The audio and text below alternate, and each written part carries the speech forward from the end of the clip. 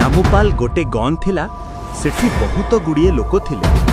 गोटे घरे रामूलाल आउ ता स्त्री आउ ता पुओ। पुओर नाम थिला बेलम। से सबुदिन फाइटिंग शिखु। गोटे दिन तामा कहिला,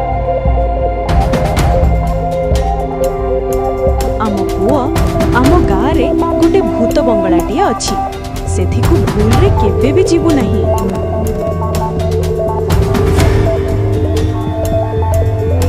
आम पुओ आम गाँव गोटे भूत बंगलाटी अच्छी, सेठिकु भूल रे केबे भी जीवु नहीं। एहीपरि सेमाने मने रखिले। राति गाँव रे चारिआडे अंधार। से दुई जण बाहरी पड़िले भूत बंगला। सेमाने देखिले गोटे बुढ़ा भूत सेठी गोटे मंत्र विद्या शिखुछि। सेमाने दौड़िकी गले आउ से बुढ़ा ऊपर को फाइटिंग करवा स्टार्ट कले।